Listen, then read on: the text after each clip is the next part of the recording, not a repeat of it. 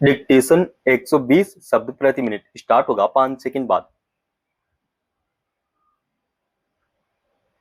Start.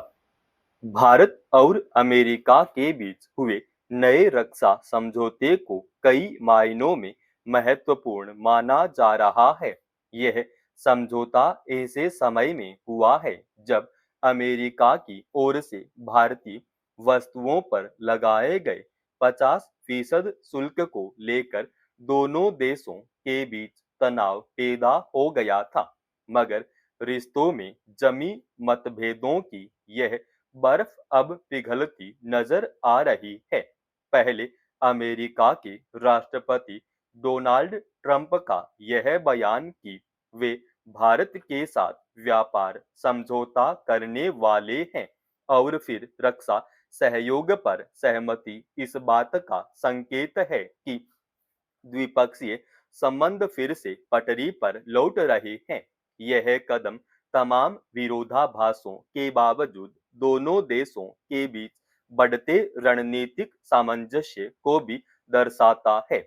America ने भले ही दुनिया को दिखाने के लिए शुल्क नीति के जरिए भारत पर दबाव बनाने की कोशिश की हो, लेकिन वह बहुध्रुवीय होती वैश्विक व्यवस्था में भारत की भूमिका और प्रासंगिकता को नजरअंदाज नहीं कर सकता है। प्रस्तावित व्यापार समझौता हो या रक्षा सहयोग, जाहिर है इनमें दोनों देशों के हित निहित हैं। मसला सिर्फ इस बात का है कि हर पहलू पर द्विपक्षीय नजरिए का परस्पर सम्मान किया जाना चाहिए, तभी संबंधों पर प्रगाढ़ता का रंग चढ़ता है।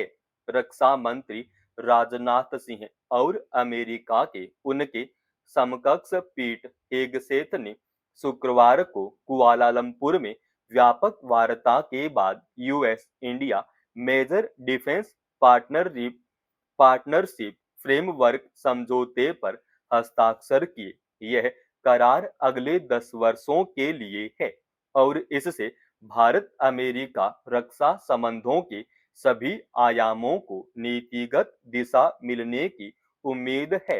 इससे नई उच्च तकनीक तक भारत की पहुंच बढ़ेगी और दोनों देशों की सेना के बीच समन्वय की क्षमता में इजाफे के साथ रक्षा क्षेत्र में मिलकर काम करने के नए अवसर उपलब्ध होंगे।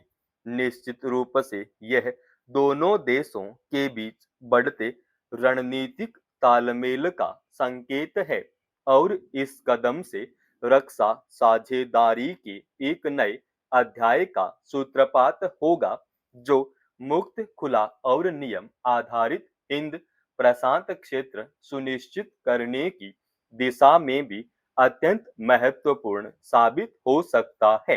हिंद प्रशांत क्षेत्र में चीन का दबदबा बढ़ा रहा है और वहां शक्ति संतुलन को लेकर भारत अमेरिका के साथ कई देश मिलकर काम कर रहे हैं। इसमें दो राय नहीं कि भारत और अमेरिका हाल के वर्षों में अपने रक्षा संबंधों को बढ़ाने की दिशा में लगातार काम करते रहे हैं।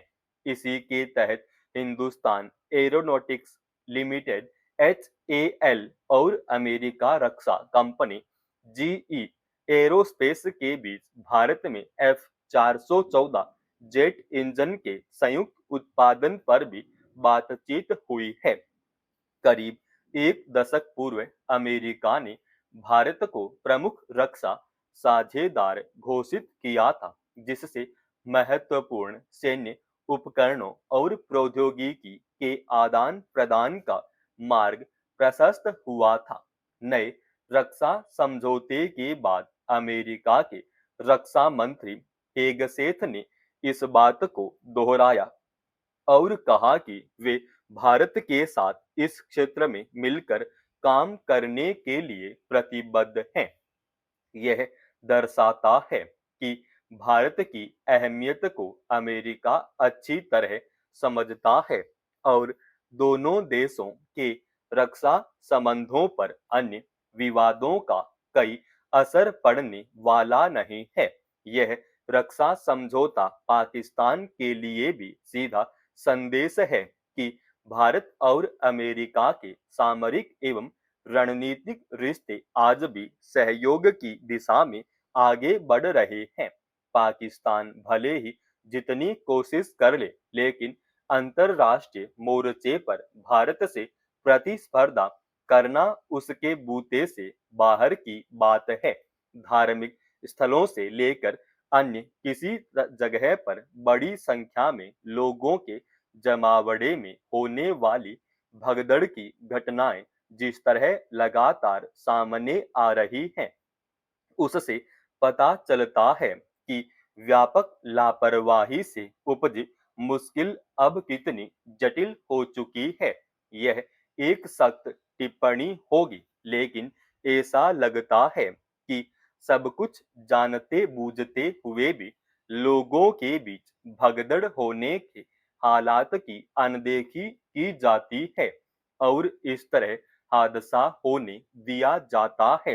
वरना क्या कारण है कि हर कुछ दिनों बाद किसी मंदिर और धार्मिक या फिर राजनीतिक जमावड़े के दौरान चारों तरफ पसरी अव्यवस्था और आयोजनों की घोर लापरवाही की वजह से लोगों के बीच भगदड़ मचती है और फिर उसमें नाहक ही लोगों की जान चली जाती है।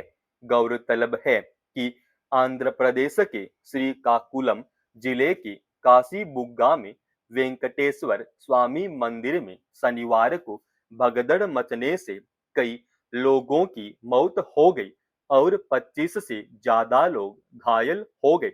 एकादशी के दिन की पूजा होने की वजह से श्रद्धालुओं की संख्या आम दिनों के मुकाबले काफी ज्यादा थी। पहली मंजिल पर स्थित मंदिर में जाने आने का रास्ता एक ही है, जिस पर धक्का मुक्की की वजह से पहले रेलिंग टूट गई, फिर भगदड़ मच गई। यानी एक तरह से हादसा होने के हालात पहले ही बन गए थे, मगर मंदिर प्रबंधकों और प्रशासन को उसे संभालने की जरूरत महसूस नहीं हुई। सवाल है कि इस हद तक लापरवाही बरतने वालों को इस हादसे के लिए कटघरे में खड़ा क्यों नहीं किया जाना चाहिए। एक रस्म की तरह सरकार ने घटना की जांच के आदेश दिए हैं, लेकिन अब यह भरोसा करना मुश्किल होता जा रहा है कि सरकारें किसी हादसे से सबक लेकर हर धार्मिक स्थल, राजनीतिक या अन्य किसी आयोजन में बड़ी संख्या में लोगों का जमावड़ा होने की स्थिति में कुछ नियम कायदों का पालन सुनिश्चित कराएगी। इसी वर्ष जनवरी में तिरुपति मंदिर में हुए हादसे के बाद आंध्र प्रदेश सरकार ने कुछ उपायों पर चर्चा की थी, लेकिन वे कभी लागू नहीं हुए। क्या सरकारों और प्रशासन के सामने यह चिंता कोई मायने रखती भी है कि धार्मिक या राजनीतिक कारणों से एक जगह बड़ी संख्या में जमा होने वाले लोगों की सुरक्षा का दायित्व उन पर भी है। समाप्त। दोस्तों, रोजाना ऐसे एडवांस डिक्टेशन के लिए चैनल को आप अभी सब्सक्राइब कीजिएगा और आज के इस डिक्टेशन का पीडीएफ फाइल हमने हमारे Telegram channel study with HP Swami पर डाल दिया, जिसका लिंक इसी वीडियो के डिस्क्रिप्शन में डाल रखा है।